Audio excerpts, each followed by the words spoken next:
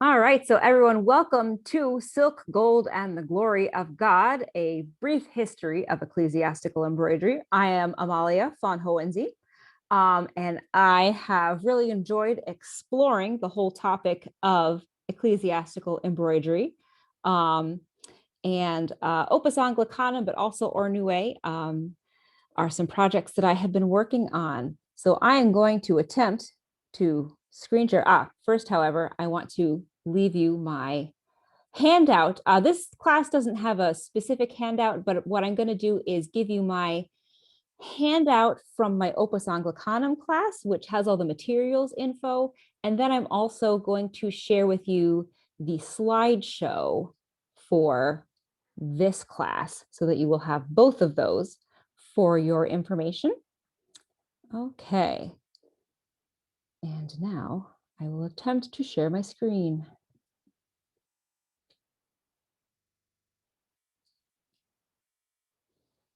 Okay, is everyone seeing the slideshow? Fantastic. All right. So, silk, gold, and the glory of God, an overview of Western ecclesiastical embroidery. So, textiles have been used in religion for literally thousands of years. Religious textiles we have a record actually in the Old Testament or the Torah. There's a passage in Exodus where the writer is describing the priestly vestments that Aaron wore, the high priest Aaron. The verses is kind of fun to read. Talks about making the ephod and the colors and the fabrics that they used. And then it talks about, I have this at the bottom of the slide, and they did beat the gold into thin plates and cut it into wire and work it into the blue and the purple and the scarlet and the fine linen, which is that's the description of actually how gold threads were made back then. So that it's really interesting that we can use a text like that. We don't tend to think about the Bible for embroidery information, but there's a little bit there. So that's kind of cool. And that's from a long time ago. Also, this is not just a Western thing, as you can probably imagine. And in fact, Japanese embroiderers have been doing amazing not ecclesiastical, but sacred work for many, many centuries. There are pieces from the 6th and 7th centuries CE of the Common Era, where the Japanese were embroidering on religious themes. For them, it was Buddhist themes. And so they have embroideries of the Buddha and the Buddha teaching. And I heard one scholar compare these Eastern religious embroideries to the stained glass windows that we see in churches, in that they're telling a narrative tale and continuing a religious tradition. The Eastern and Russian Orthodox churches also have a very rich tradition of embroidered icons. If any of you have run into Master Ivan, he recently moved to the East Kingdom.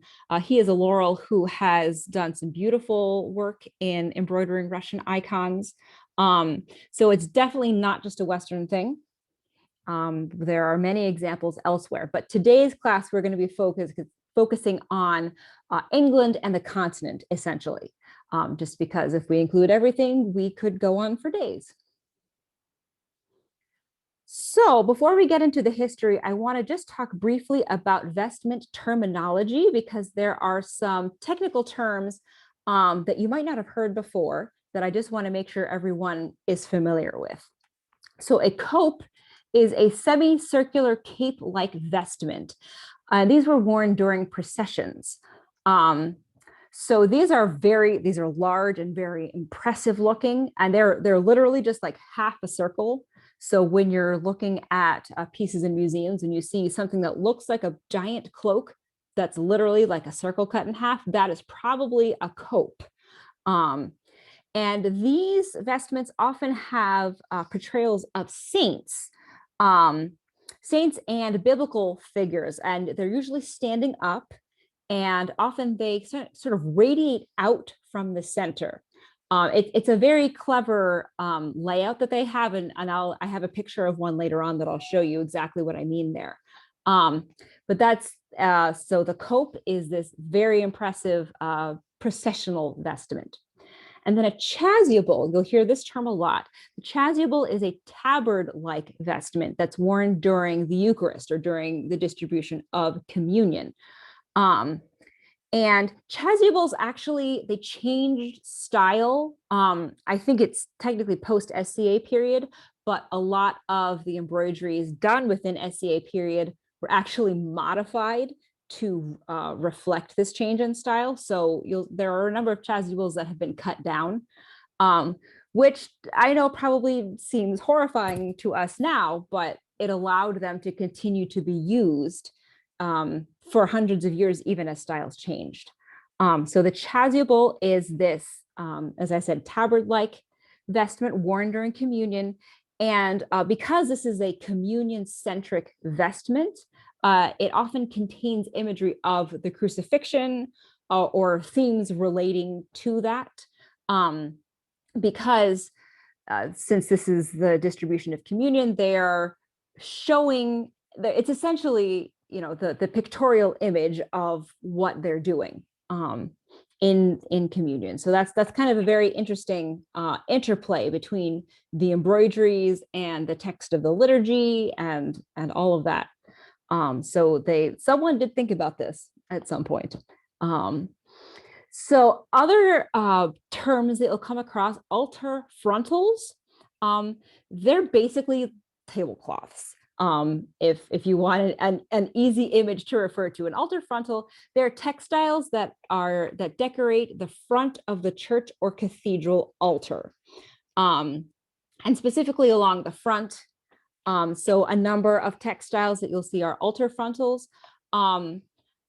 Also, things that appear to be religious textiles that are just kind of floating in the ether that have been cut out of their original piece may have been altar frontals, or they may have been orphreys, which is my next term on this list here. So an orphrey is just a band of embroidery. That's all that term means. And so you'll see orphreys on copes and chasubles and other pieces of embroidered vestments. So I know that word can be a little bit confusing because you see it in a lot of different contexts. So an orphrey is just an embroidered band. So there are other items that have been embroidered in Western churches, such as mitres, which are the bishop's pointy hats, a bourse, maniples, dalmatics, and tunicles. These are all just different types of clothing that were put on by the clergy. For the most part, what you see are copes and chasubles. So those are really the only terms that you need to keep in your mind. So gold work in the early Middle Ages, and I'm seeing, is our little Zoom thing in the way of the slides? Can someone just let me know?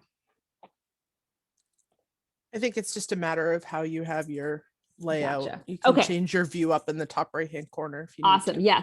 So this particular slide has an image in the right hand corner. So if you want to just switch your view so you can see the whole slide, you will probably find that helpful.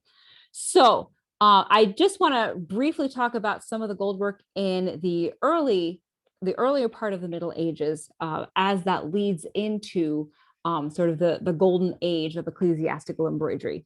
So the first written record about religious embroidery in England is an account of Saint Etheldreda making vestments in 673 AD. And just for comparison, a few slides ago, I was talking about Japanese embroidery in the 6th and 7th centuries. So that's around the same time period. So again, this is a record in England. I'm not sure exactly when continental embroideries start popping up in records, but for reference, this is England. The picture that you see over on the right, this is the St. Cuthbert maniple. This is early 10th century English embroidery. And this is a very early example of what's going to later develop into the style of Opus Anglicanum and other techniques. So you can see we have a figure that's embroidered with lots of gold. At this point, the gold thread is literally it's strips of gold that have been cut up and wrapped around a fiber core, pretty much the way that the Old Testament excerpt described. That changes, and we'll talk about that in a minute. So you see there's a lot of gold on here. The technique that's being used is surface couching. So underside couching hasn't started yet. And there's also the use of a lot of red silk. The core of this particular thread is actually red silk. So it's red silk with gold wrapped around it. And so it creates this really beautiful kind of reddish hue to the entire thing. So as we move a couple hundred years ahead to around circa 1250, we get to Opus Anglicanum. So Opus Anglicanum literally just means English work. It's the Latin term for English work. And we call it this because this is the term that we see in inventories and wills and other written records of these pieces. And interestingly, we tend to see these written records written by people on the continent talking about the work being done in England. The people in England weren't actually writing about their own embroidery this way. So it's a bit of a confusing term, but for just ease of labeling, we're calling it Opus Anglicanum. And these were the works that were made in England between around 1250 and 1350. And this technique was used to create very elaborate church vestments and altar frontals. These pieces contain figures of saints and biblical figures. As I mentioned, often crucifixions. There are also scenes of the life of the Virgin Mary and some Old Testament scenes. And at this point, church embroidery is for the very wealthy. These pieces were commissioned by kings and cardinals and popes. You're not going to see these pieces in, your little church hamlet down the road, that's mostly populated by peasants. This is for the rich and powerful within the church and for royalty to give as gifts to those in power in the church. The techniques used in these vestments it's actually shockingly simple, the techniques that are used. It's pretty much just split stitch for the colored silk threads and underside couching for the gold threads. And split stitch, it's the split stitch that you all know. There's nothing complex about it. Underside couching is a little bit different from surface couching. We're going to get into what materials to use. I have a section at the end that is discussing materials. And for more details on underside couching, I did do a full class on just Opus Anglicanum that is on the East Kingdom YouTube channel. So if you are curious about those details, I encourage you to check that out. I want to now take a look at a couple of specific vestments so that you can sort of attune your eye to what this style is. So this is a chasuble. Again, this is that communion vestment from around 1330 from the Met. And you can kind of see this piece has been cut down. You can see from the front off to the left and right, you can imagine that those architectural structures probably went on for a bit. They probably didn't just cut off at the edge. And so it's likely that this piece was cut down. So looking at a detail shot, we have, this is a very interesting piece of embroidery because you'll notice that the clothing is embroidered in gold and that the folds of the clothing are actually indicated by changes in direction in the underside couching. So you'll notice that their garments are made up of this chevron pattern, but then the chevron pattern is interrupted or changes direction to indicate folds in the fabric. And that's a very interesting and kind of sophisticated technique, especially considering what they're embroidering on. So you'll notice that this piece is done on velvet. And if you've ever tried to embroider on velvet, you will know what an enormous pain that is to do. And so they actually had a trick for embroidering on velvet, and that is that they would put down a layer of silk that had the design drawn on it. And so they would be embroidering over, so you would have a layer of velvet and then a layer of silk that has your design, and then you would embroider on top of the silk into the velvet. And so that is how they got these really complex designs on such an obnoxious fabric to work with. So some other things to notice in this embroidery. I zoomed in on the faces here. You can kind of see the circular motions going on. The apples of the cheeks are made up of circles. And then the motion from the forehead into the nose is kind of a gentle arching motion. And the hair also has quite a fascinating little circular thing going on. We have these nice little kind of rolls that go into curls. They must have had very nice hair back then, because it sure looks luscious in these embroideries. And so just the amazing detail that goes into these faces, I wanted to really point out. And a fascinating thing concerning shading with these, and we'll see garment shading in just a moment, but within the face itself, that is actually only one color in the face. And any shading effects that you're seeing are the result of the shape of the stitching, those circular contours that are being created. So that's an interesting thing to consider, that the material, the thread itself actually can create its own shading depending on the direction that you are stitching. So here is a different sort of embroidery. This is also in the Opus Anglicanum period from England. This is the 13th century, also part of the Met collection.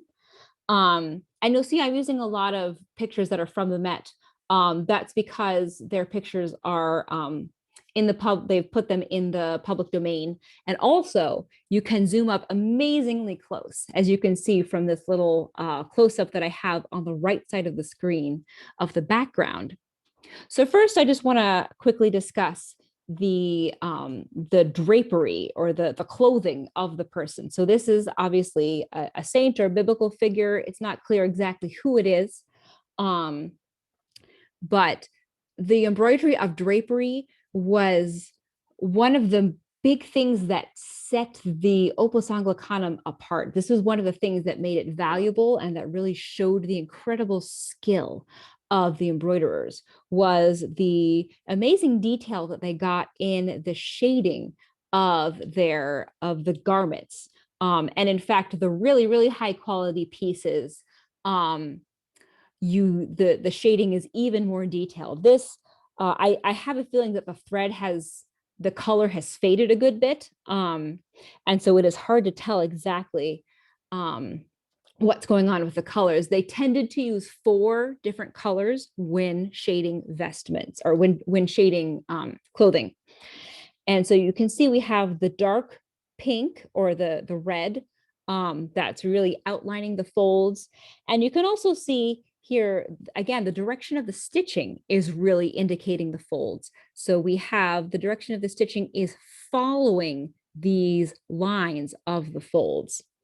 And in more complex pieces, you will see in the really high quality pieces that I unfortunately am not able to share pictures of here, but you can see really detailed shading going on in the clothing that the people are wearing, that the figures are wearing.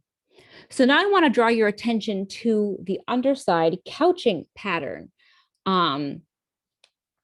So this is the little excerpt on the right of your screen. So this piece is done on a linen ground fabric. The piece that we saw previously was velvet. Linen is probably friendlier to underside couching. And so you can see a lot of it here. Instead of only reserving it for the garment, it is the entire background is done in underside couching. And so you can see this really beautiful pattern that's going on, this chevron that's made up of one long stitch and then two shorter stitches that are then offset. So this is a lovely example of what's called a diaper pattern, or a repeating geometric pattern. And I believe that this was probably that the embroiderers accomplished this by counting threads rather than drawing it on. Because we do actually have pieces where you can see a more complex design is drawn on, and then the embroiderers ignored that and just did their own thing and did a more simple geometric pattern that they could count on.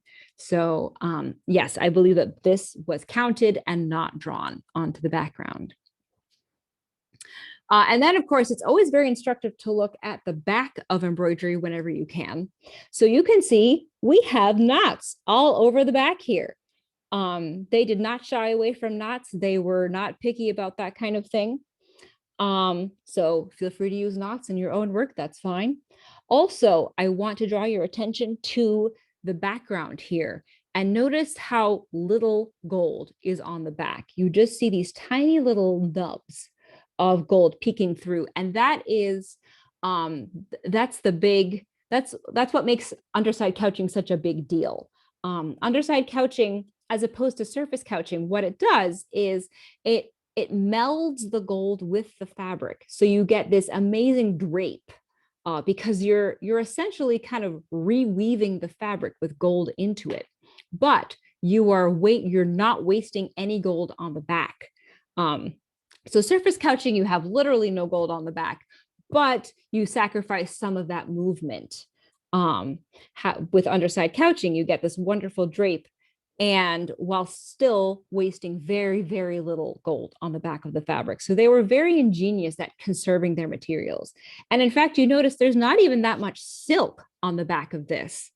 The silk was obviously not as rare or expensive as the gold threads, but they still did a pretty darn good job of conserving that as well, because at this time, the materials were so much more precious than the time of the laborers.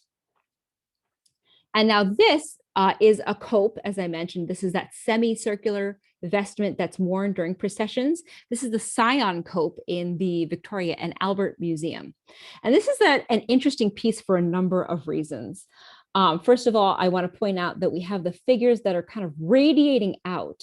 So you get the full figure, but when it is worn, all the figures are facing the correct direction. No one is upside down or sideways or kind of veering off in an awkward direction. So you can imagine when a priest is actually wearing this, that all of the figures are able to be seen quite well. And so that's a very clever design that they utilized here. So two interesting things to note about this piece. The background, you'll notice we have this kind of orangey tan color, and then we have a green. That's actually underside couching with silk. It's a very rare thing. This is the only example I can think of that has that. But it's an interesting thing to note that they did do that, not just with gold. Also, you'll notice we have a heraldic orphrey. So this band across the top of the cope, that is the orphrey. And you'll notice we have people's heraldry in there. So this could have been the heraldry of the person who commissioned the piece. So, you still get your name on it, even if it, even though this piece was obviously made for a church, not for a king or a noble. But it's the king or the noble's way of saying, yes, I gave this to you. Haha, remember me. So that is the Opus Anglicanum period. I want to stop a sec for questions at this point. Are there any questions in the chat right now? Nothing in the chat currently. All right, fantastic. So then we will move on to later developments in English embroidery. Um, so as the 14th century progresses, and recall I said the sort of golden age of Opus Anglicanum is 1250 to 1350. So as we get towards the end of the 1300s, the demand for luxury church goods really increases, and this leads to a need for faster production. Because as you can imagine, the stuff I just showed you took a real long time to make. We have records of multiple people needing years of work to produce just one vestment. Um, and so in order to speed up the process, embroiderers began to abandon underside couching in favor of a return to surface couching. So you recall that St. Cuthbert Maniple, one of the very first pictures you had surface couching, and now we're going back to that because it's just faster. Um, also, um, we instead of using split stitch, embroiderers tended to use long and short, or what's called burden stitch, which is also a little bit faster. There's a little more thread waste, but the trade-off is that it's a little faster to do. Um, Another interesting development is that vestments are no longer being completely covered in embroidery. So instead of that, embroidered areas were more sparse. And this allowed for newer luxury textiles, such as velvet or brocade, to serve a decorative function.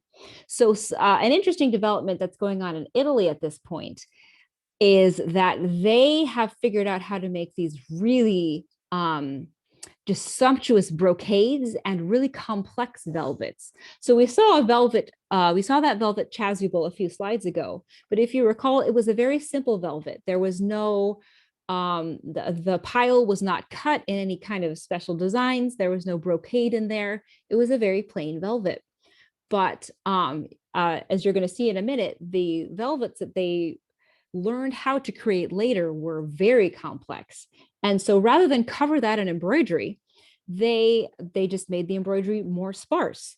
Um, and so these little pieces of embroidery, they started to applique it on to these more complex fabrics. And these little appliques were called powderings, which I think is a very cute little name for these pieces.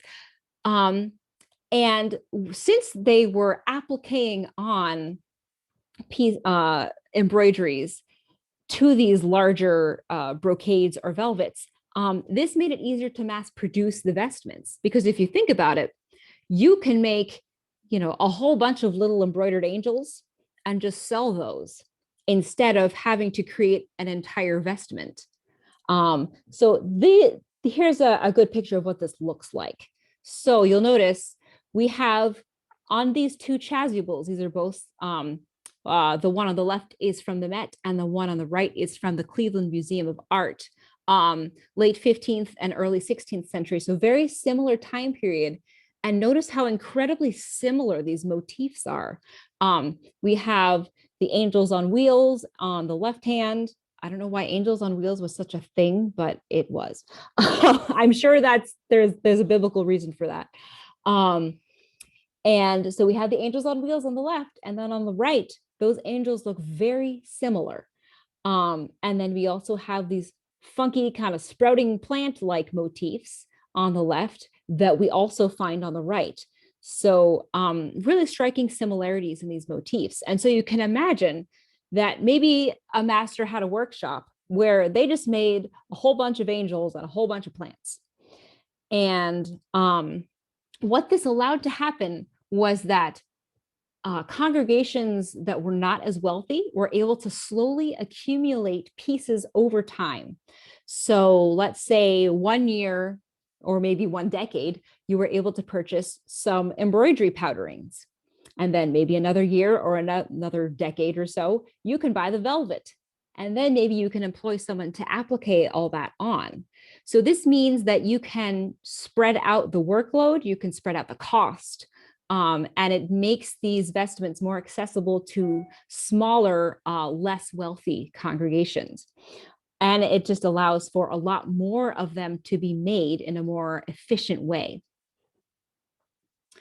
Do we have any questions about We more do English have one embroidery? question. Awesome. Someone has asked how to spell the name of the burden stitch. Burden stitch, I believe that's Burden. And I'm going to show you a nice little close-up of that stitch in just a minute. So that's a good question. Anything else? That was our only question. Awesome. All right. So now, what about Europe? Because everything that I was just talking about was English embroidery, Opus Anglicanum, meaning English work. So, although English embroideries were favored by Rome and powerful church officials during that 1250 to 1350, which I'm calling the golden age of Opus Anglicanum, ecclesiastical embroideries were also being made on the continent, as you can imagine. And although these embroideries have many similarities with English ones in terms of the embroidery techniques and the basic iconography, they also began to diverge from English pieces in both of those areas, both the techniques and the iconography. So in earlier, say, 13th and 14th century works, you will still see the split stitch being used for colored silks. But on the continent, it's very rare to see underside couching. I've only seen one example of French embroidery that has underside couching on a vestment. And I think there might be an alms purse that also has underside couching. But for the most part, you're seeing surface couching. If you think, again, of the alms purses, those are some of the more popular and well-known continental embroideries going on during this period.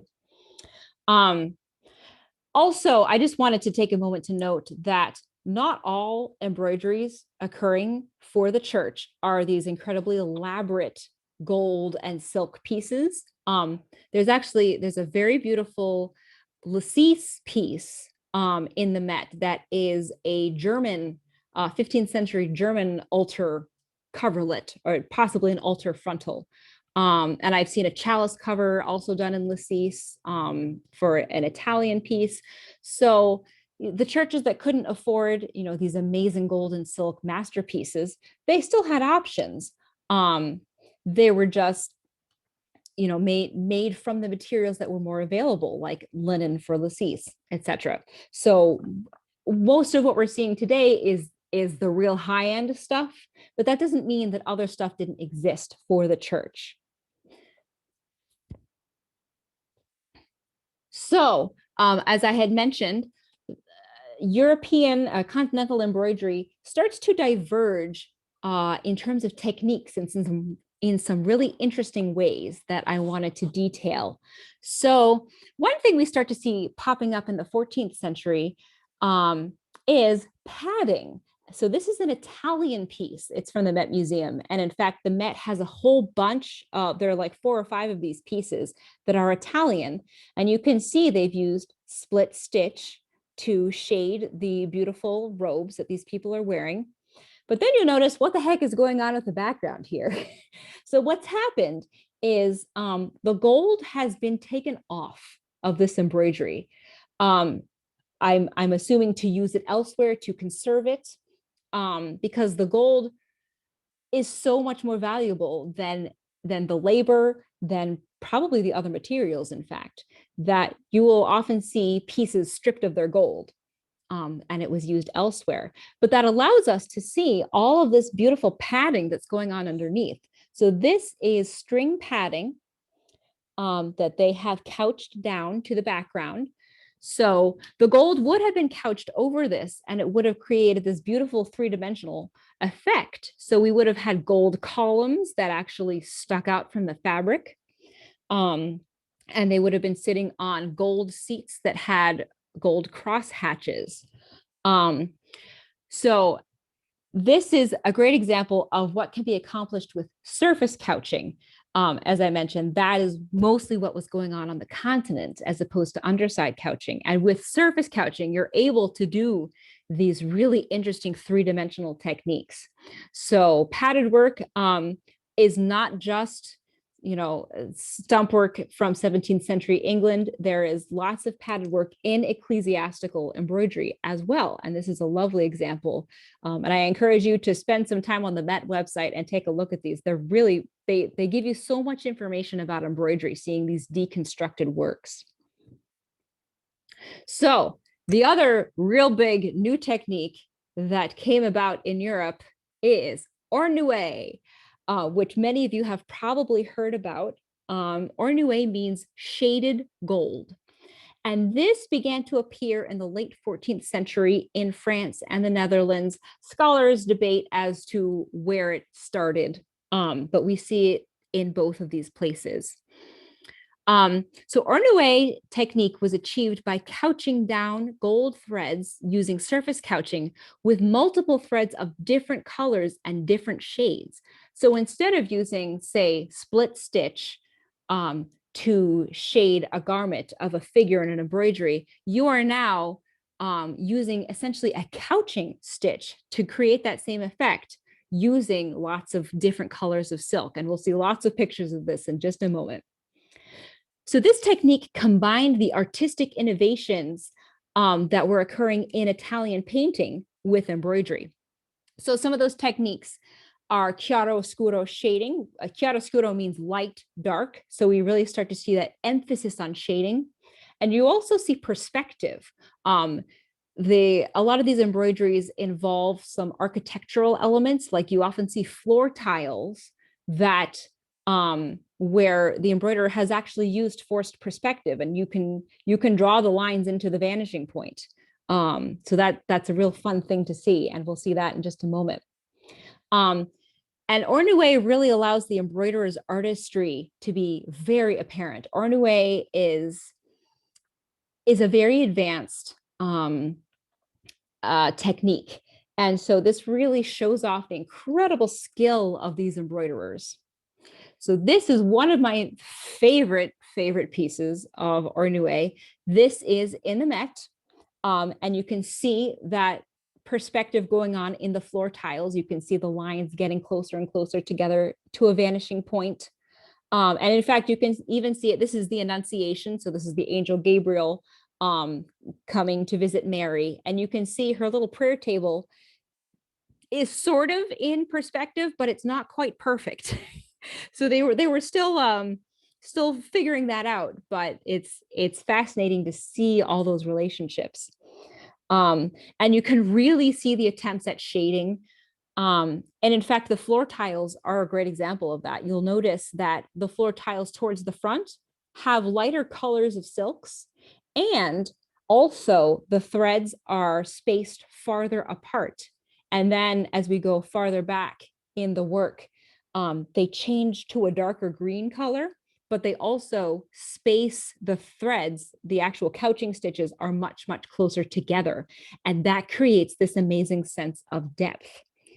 And so you can see I have a little close up of Mary over on the left-hand side. You can see in her garment that a lot of this shading, there actually aren't that many different colors. There are several different kinds of blue, probably 3 or so, but it looks like there's a lot more because changing how close or how far apart the couching stitches are really affects the shading result. And it's a really interesting, it's a really sort of painterly embroidery technique to experiment with. So for those brave embroiderers who want to try it, it's real fun to try this out. Do we have any questions? Dawn has a question, but I'm not sure if it's been answered or not. So I'm going to let Dawn jump in. Sure, and Dawn, ask do you her want to question. unmute? Yeah, I was just curious. So if a record is saying that a piece has Opus Anglicanum, and as you say, this is somebody in France or Italy, what characteristics are they identifying? You mentioned underside couching was in it. Is that the main characteristic, or what is it that's identifying it as Opus Anglicanum to them? Yeah, that's a really good question. And this is something that I think scholars are still really debating. So, in your inventory, they would write, and we have this piece of Opus Anglicanum. And so depending on who is writing the inventory, there may be more or less detail. It may simply say Opus Anglicanum. So yeah, as far as I know, underside couching and the attention to the shading of the garments with split stitch is what really sets that apart. But yes, there is this vagueness in inventories, because what they're trying to keep track of is where the stuff is, not who made the stuff or how it was made. So it's very interesting to think about their perspective versus our perspective when we're looking at these things. So now I want to get into some specific embroidery pieces that are very famous and that I think are amazing works of art that I think art historians need to talk about more. So first of these is the golden fleece vestments. And I remember reading about these when I was in high school and just, I hadn't seen pictures of it at that point and just wondering what must these things look like that they're completely covered in gold. And I was so excited when I actually saw pictures. So the golden fleece vestments were commissioned by Philip III of Burgundy in the 15th century. So again, not English. This is very European. And this set of vestments is one of the finest, if not the finest, surviving example of ornoué embroidery. And it really is an absolute masterpiece of Western art. They're called the Golden Fleeced vestments because they were later given to the Order of the Golden Fleece, which was, I believe, an order of crusaders, though I'm not sure if they actually fought in any crusades, but that's what the order was formed for. But I believe that these were commissioned specifically for Philip III and that he later gifted them. I don't think they were made for the order. So this set of vestments contains 8 pieces: a chasuble, a dalmatic, a tunicle, 3 copes, and holy cow, they're amazing copes, and 2 altar frontals. Frustratingly, there are not a lot of great pictures of these that are in the public domain.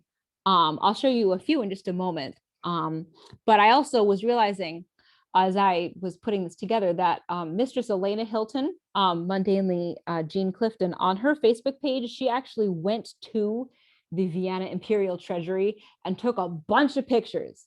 The lighting isn't great, but you can still get a reasonable idea of what the stitching looks like. So if you know her and you want to find more about these, it might be worth pinging her to get that photo album.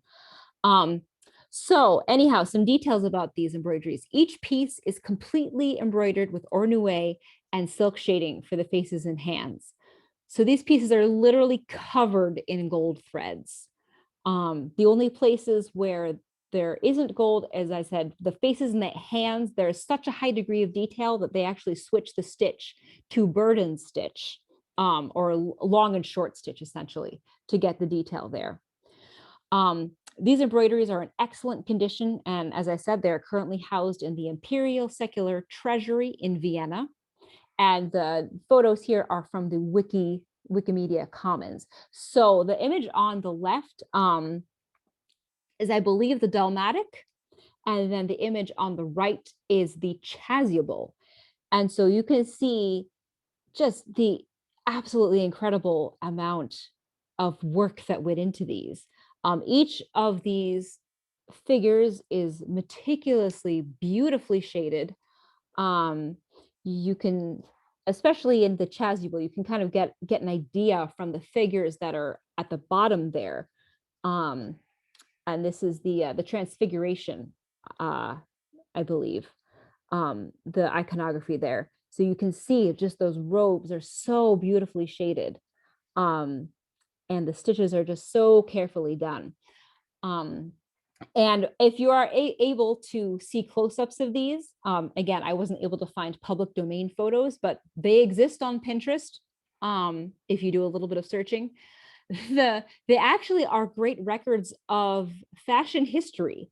Especially the female saints are wearing some really interesting garments. And in fact, there's one female saint, she appears to have princess seams on her bodice, which is very intriguing to any of you who are curious about garb. But yeah, the details on these pieces are absolutely incredible. And so I highly encourage you to hunt out some detail photos. I wish I could provide those for you here, but as I said, I haven't been able to find them that are in the public domain. But this gives you a little taste. And these little flower motifs that you see all throughout, those are done in little tiny freshwater seed pearls. So that's another beautiful little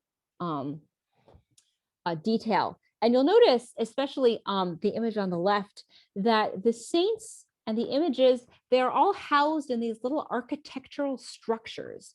And this is an interesting little facet of this embroidery that you see more and more. It becomes more codified. You saw some of it in Opus Anglicanum, but in later embroideries, like all the saints are hanging out in arches or something like that. They are usually housed within these little architectural motifs. So that's an interesting little detail. And often those architectural motifs contain some of that padding that we saw in the Italian embroidery. And here's one of the copes. There are 3 copes. They each have a different saint or other figure in that central position, and then radiating out from that are characters that are related to that saint. So there's one that's the Marian cope, and so there's the Virgin Mary, and then lots of female saints around her, and that's my favorite one. But I couldn't find a good public domain photo, so we have this one here, but you can get an idea of. We have some bishops on the bottom. We have some monks. We have a dude in armor over on the left. Just the detail that goes into the clothing of these pieces is so fascinating. And I know we often reference paintings when we're looking at garb history, but honestly, the Golden Fleece vestments, if you can find a good picture, are another great place to look for that. So moving on to another really famous set of embroideries, I wanted to briefly touch on the St. Martin embroideries, because these provide a really interesting contrast to the Golden Fleece vestments and to the vestments that are very ornue heavy. So these embroideries actually may also have been commissioned by Philip the Good, who commissioned the Golden Fleece vestments. And the St. Martin embroideries are dated to the 1430s. But the techniques that you'll see on the next slide are very different. Instead of ornue, these embroideries use a lot of silk shading done in burden stitch, which is essentially an ancestor of long and short stitch, that is used for the figures, not only the faces and hands, but also their clothing. And then you'll notice that the backgrounds, the kind of the wall and the floor essentially are done in gold with diaper patterns couched in, diaper meaning repeated geometric patterns. And the St. Martin embroideries now exist in roundels that have been excised from the initial vestments. I believe actually there may be one completed vestment in the Cluny Museum in France. But the cloisters at the Met have a number of these roundels. They're also in the Cluny Museum and the Musée du Tissu in France. So they're kind of scattered all over the place. I think there are even a few other museums in the United States that might have a few. So these are just kind of all over the place. And this is a beautiful example of them. So over on the right, I have a detail of this wonderful figure. So this is burden stitch. You'll notice I'm fascinated by this stitch, and I'm currently like trying to figure it out. It is still used today, but not really in this context. So you can look up tutorials for burden stitch on YouTube, but it's not really being used in the same way to do this kind of complex needle painting. If you look at this robe, it almost looks like a counted stitch. You can almost see rows that must correspond to holes in the linen. I'm assuming that that must be why, because it is so regular. And so you'll see a row here, and then the next row is kind of offset, but they're still all in very similar positions. So I think that must have something to do with the weave of the fabric. And I'm sure they're not counting from a chart or anything like that, but by counted, I mean they're looking at the holes in the fabric and using that to help. Obviously, that's not always the case. You can see on his hat that's diagonal. You can't be following the holes in the fabric for that. But oh, and I should have given you a detail of this, the priest, actually, I think it's St. Martin on the left. You notice that his robe has a lot of the silk has degraded from it. And so you can actually see the holes in the linen. And so that's a great place to look. You can really zoom in on this. This is on the Met Museum website. You can zoom in quite far to see details of that. So, as I said, the figures are done in colored silks. This is not ornue, but you can see the background has this beautiful repeating pattern, both for essentially what I'm calling the wall and the floor. They have two different patterns that kind of give us a sense of perspective, but it's not actual perspective in the literal sense of having a vanishing point. But it gives us a little bit of dimensionality by having these different background patterns to the couching. And this right here is another example. Unfortunately, it's not as clear of a photograph, but what I wanted to show you here was notice that we have the gold is both horizontal and vertical. If you notice the little hermit's hut that I have sort of magnified on the right-hand edge of the screen. So again, this is not true ornue, but this is using gold in a really interesting manner. And so they're creating structures in a different way from ornue, but they're using the gold. The direction of the gold mirrors the structure rather than all going in one direction, and you're creating the structure through the couching stitches. And I see we just got a 5-minute warning, so we might be shortly getting kicked out of here. Just rejoin the class if that happens. That happened during the Athena thimble pattern. Don't worry about it. There is actually another class that starts in here at 2. She told me it was actually at 2:30. Is it? Okay. Let Yeah. me double check that. So yes, so this is a different and very interesting use of gold in these embroideries. So a few more developments, 16th century developments that are happening on the continent. So what we were just seeing was the 15th century, now moving into the 16th century. These vestments were typically made up of a velvet or brocade background fabric with highly decorated orpheries that were applied to the center or the front of a vestment. And sometimes the background fabric was also embroidered. You're going to see a bunch of pictures in just a minute. But essentially, the breakdown is fancy background fabric, embroidered orpheries, not all over embroidery. Although there are, of course, exceptions. To every rule, there is an exception.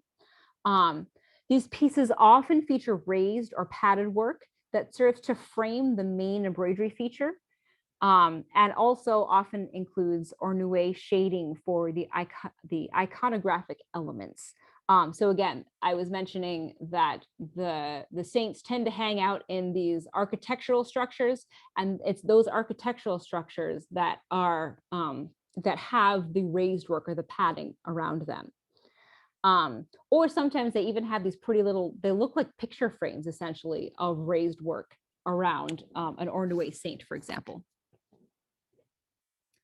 And some of these embroideries are purely decorative. There are no saints, there are no biblical figures. It's just pretty flowers, or I think we have cherubs' heads in one of them that you're going to see in a minute. And so we see this move away from iconography, which is interesting.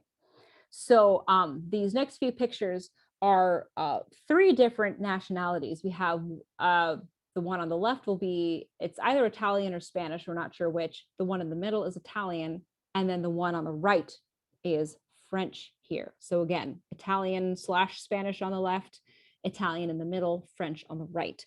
And notice the middle one is a really great example of that incredibly complex velvet brocade. These are those, very advanced luxury textiles that are being made in Italy. And so why embroider all over when you can allow the fabric to do the work?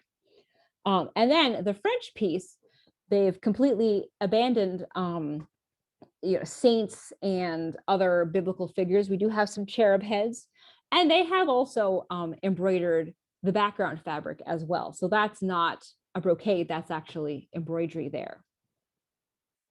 So then 16th century developments in England.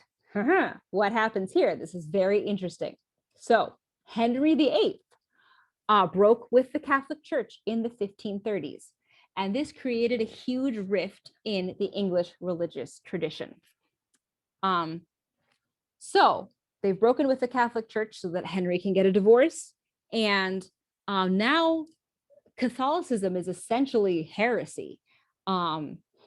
And so all the traditions that were associated with Catholicism are now completely forbidden. And so ecclesiastical embroidery is one of those traditions. And so the last comment on here, many of the embroideries used in Catholic worship were burned or otherwise destroyed, which again, it sounds horrifying to us.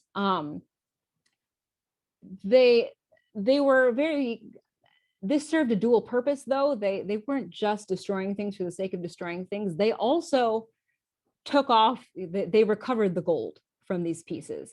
So it breaks my heart to think of all the beautiful things that we lost when they burned it all.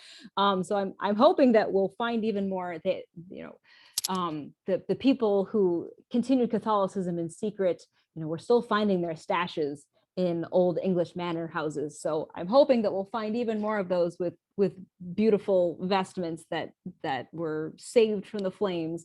But yeah, this is why we don't have English ecclesiastical embroidery in the 16th century, because after the English Reformation, they didn't do it.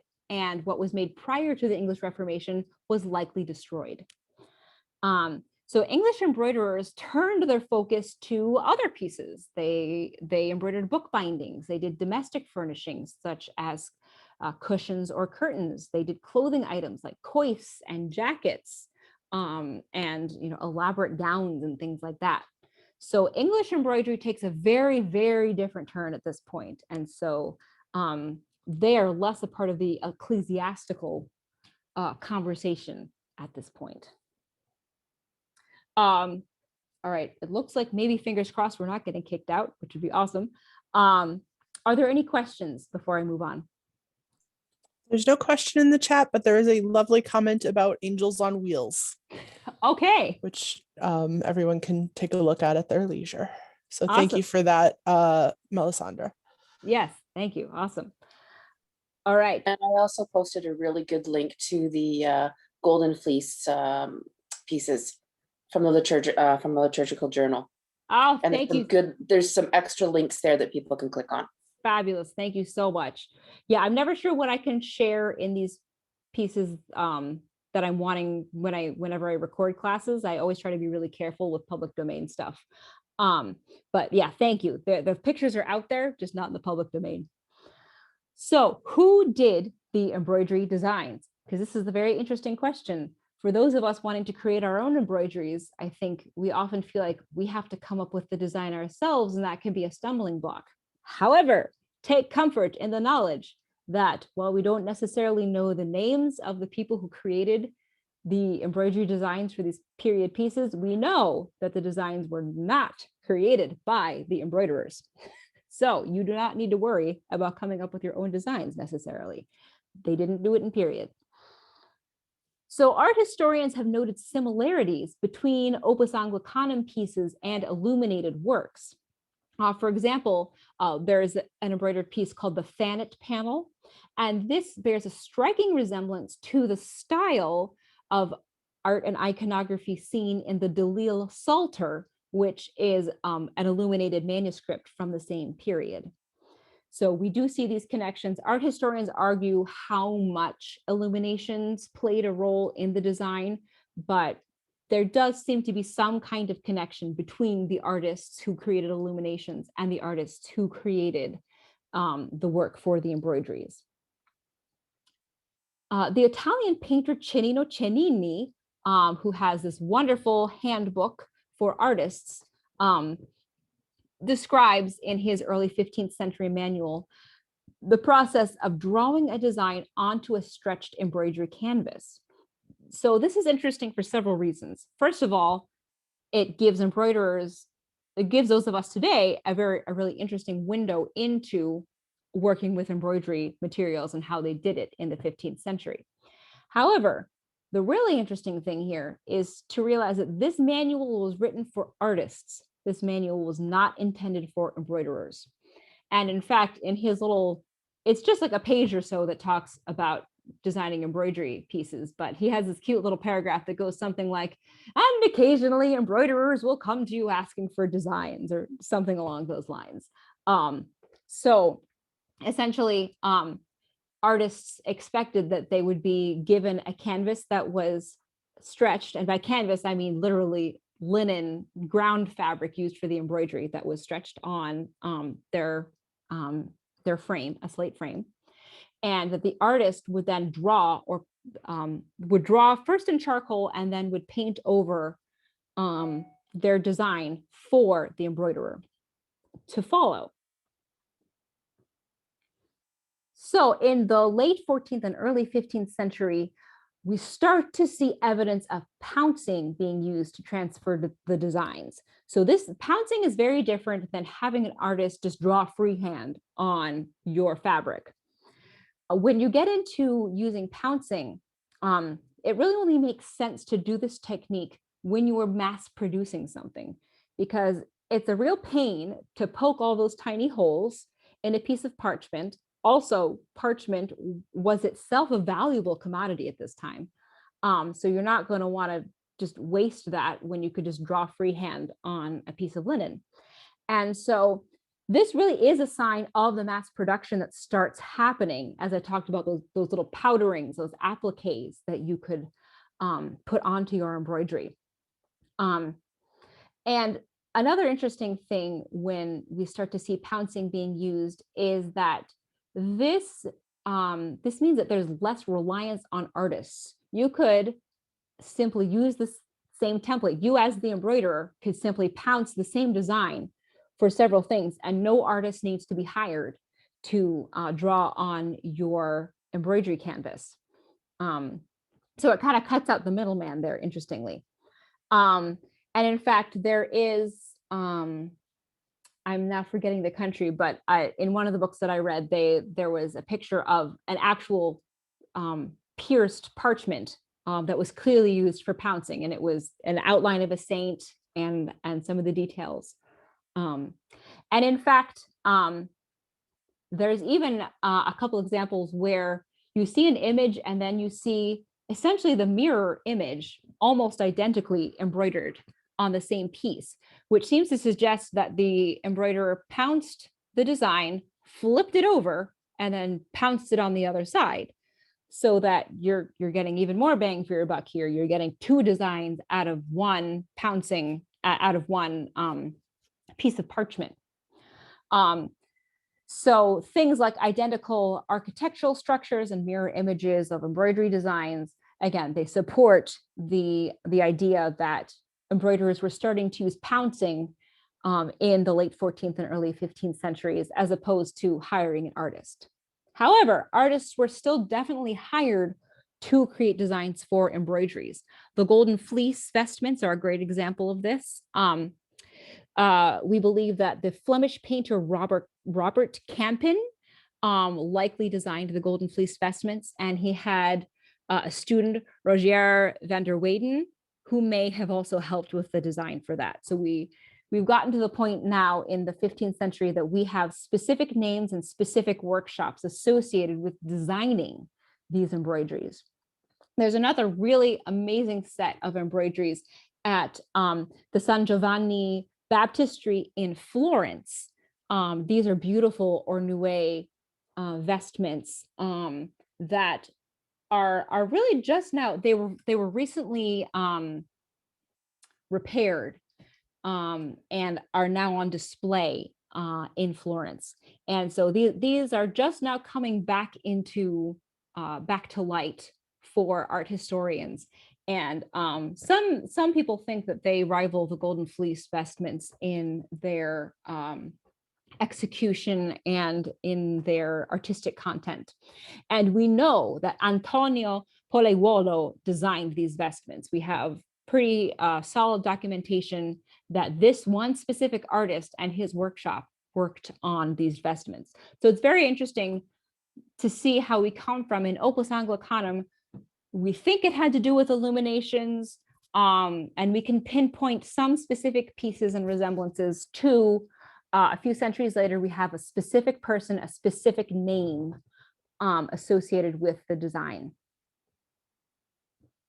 Do you have any questions about design? None in the chat currently. All right. So now I want to move on quickly to tips for your own work if you are wanting to design your own embroideries. So gold thread, what gold thread you use can make or break your embroidery if you're trying to do underside couching. And again, I talk a lot more about this in the Opus Anglicanum class that I did that's on the East Kingdom YouTube channel. But I also, the handout that I posted at the beginning of this class is the Opus Anglicanum handout. And I have a bunch of very specific material suggestions on there to help you find things. So if you're wanting to do underside couching, I highly suggest using gilt tambour thread. Gilt tambour thread, it's a little different from passing thread in a couple ways. It's a little bit smaller, and also the core, the fiber core, is more flexible. Because if you think of it, tambour embroidery, you're using the hook to constantly go through the fabric, and that's a very similar process to underside couching, where the gold is constantly peeking through the fabric in just the tiniest little slivers. So that's my real big tip here, is gilt tambour thread for underside couching. The gold thread choice is less vital if you're wanting to do surface couching, such as ornue or a diaper pattern or some other surface couching technique. Larger size passing threads, and even Japan thread, which has a larger wrap, can be successful when you're doing that. So you just want to make sure that you're not trying to take Japan thread through your fabric in underside couching. That will frustrate you, but you can totally do ornue with that stuff. And I have done it and it's been fine. The other major consideration in terms of materials is what kind of silk to use. And in period, what was used was flat filament silk. And this is very different than the silk that we tend to work with a lot today. Folks have probably worked with splendor silk a lot. That's probably the most familiar kind of silk. And that is what's called a spun silk. Spun silk is created when you basically take silk fluff, just like cotton fluff or wool fluff, and you spin it. Whereas filament has actually been carefully unwound from the silkworm cocoon, and it is very long and very fine and very easily tangled on rough fingers. So filament silk has a really beautiful interplay with light that you don't get in spun silk. So if you are wanting to really delve into recreating one of these and seeing what they might have looked like, maybe consider giving flat filament silk a try. It takes some getting used to, but I think it's worth the pain of working with it. Tanya Bentham, who runs the website Opus Anglicanum, and who actually is publishing a book now on Opus Anglicanum, she has talked about how she doesn't think it's Opus Anglicanum unless you're using flat filament silk, because of the very special interplay with light that you get with filament silk that you're not going to get with the spun silk. And that combination of the filament silk and the gold, it just makes the embroidery glow in a really special and unique way. So now I have a couple pictures of some of these materials to help give you an idea. So first, a gold thread comparison. I was talking about Japan thread and wraps. So you'll notice I've really blown up a picture of Japan thread on the left-hand side. And you can see how wide the wrap of metal is that's going around the silk core. Japanese embroidery evolved in such a way that they did surface couching. They did not ever try and take their thread through to the back the way that Europeans did in underside couching. And so their threads evolved in such a way that it has these larger wraps because it didn't require passing through the fabric. Whereas the European evolved threads are result in your passing thread or your tambour thread. So you'll notice coming off of the right end of this little piece of passing thread, you can see this very tiny metal strip coming off. And because that strip is so much smaller than the strips of gold in the Japan thread, that is what allows it to go through the fabric without kind of kinking up. So that is your gold thread. And now here's a little spun silk versus filament silk comparison. So the top picture is Splendor silk. Splendor is made up of 12 strands. So I've separated out one strand on the bottom. And you can see it looks essentially like cotton DMC. It's still plied together. It has a little bit of a fuzz thing going on, not too much. Splendor is nice. But you see it has this twist that kind of bounces the light all around, as opposed to if you look at the filament silk on the bottom. So the top bit of filament silk, this is from Japan Embroidery Center, this particular silk, and it is made up of 12 what are called suga. A suga is one single individual piece, one filament from a cocoon. So I separated out that one suga at the bottom. So you can see how tiny and fine that is. It's also incredibly strong. Silk filament, that, so not the fluff, but the actual string coming off the cocoon is really amazing stuff. And so when you bundle the suga together, you get a silk filament thread. So I just wanted to make sure people understood the difference between spun silk and filament silk. And we have come to the end. So I have my email address here. Feel free to email me. It should also be on my handout.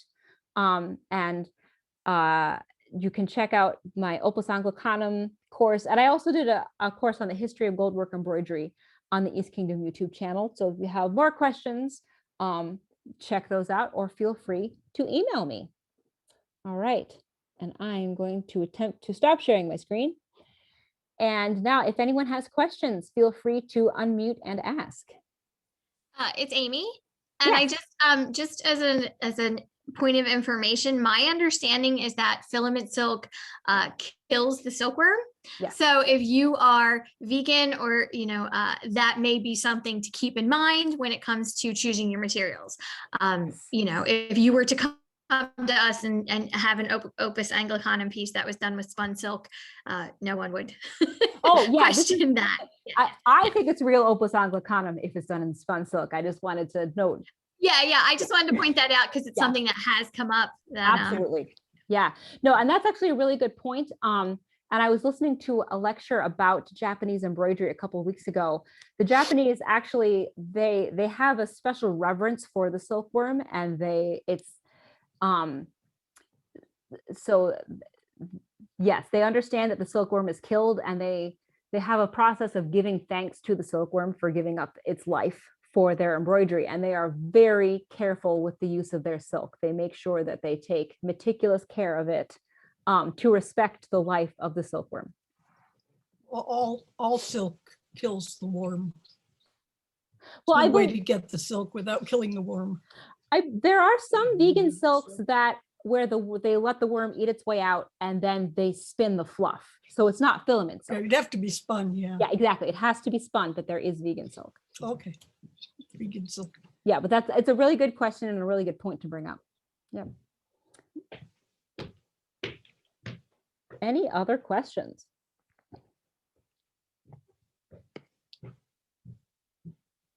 Is All it right. still called, or is there a different word for it if you're using silver threads instead of gold? It's all Is gold it still, work. it's still not called or, okay, Oh, as a but it's not called ornue, or new way because or is the Latin word for gold, right? so that's a really good question. So I guess you could call it argent nué, if you really want to get technical about it. I have not seen any historical pieces that use silver as the background. I've only really seen silver threads in Elizabethan embroidery and later. I'm probably wrong, but that's what I've seen so far. I have never seen it in an ornue context so far. And if anyone knows of one, Okay. please show me because I'd be very excited to see it. But no, that's an And excellent have you question. found, you were talking about, sewing onto a more stable background before you were attaching it to something like velvet, which, yes, I agree with you, is even for regular embroidery is futzy as all get out. And in my research, because I've been researching medieval beadwork, they sometimes put it on parchment. Have you found that at all with any of the ecclesiastical? Have they used lambskin, parchment, vellum, or are they just using another fabric? As like a backing material? Yeah. I have not seen So like instead of sewing onto the silk and then putting everything on the velvet, have you seen anything where they're using vellum or parchment? I have not. No, that's a really interesting question though.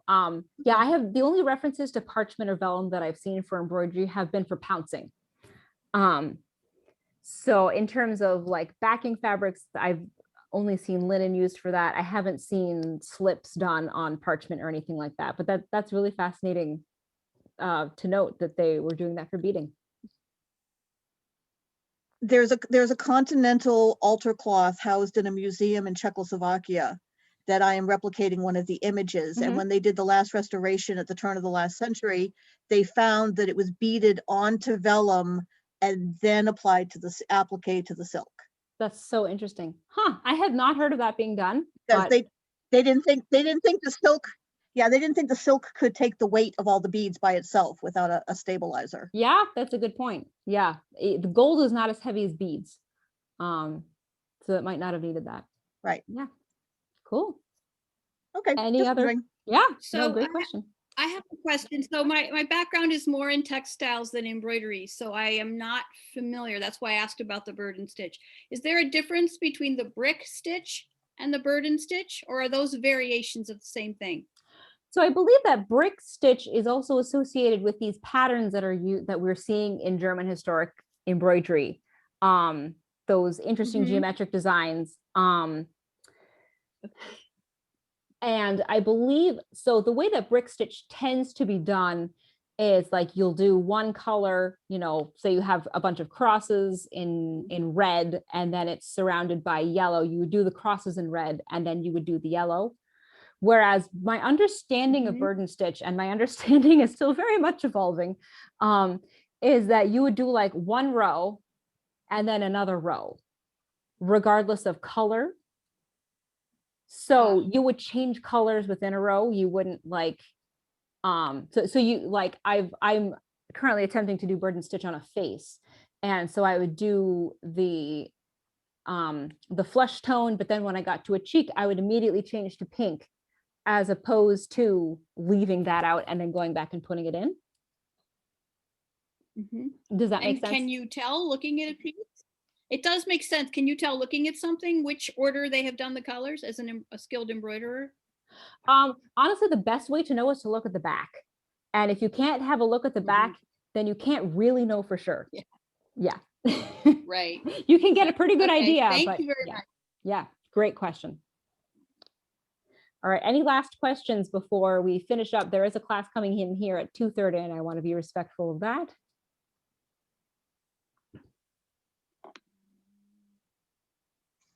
So Amalie, I can always send you separately the information that I have a friend who's a priest who writes for a website. There is an explanation for why the angels are on the wheels, and they're Yes, actually not please. called angels. They're called Ophanim. Yeah, So I'm I'll seeing your note I'll send here. you the link to the page he wrote. Yeah. Thank you. Yeah, that would be awesome. Thank you so much. All right, I'm going to go ahead and stop our recording then.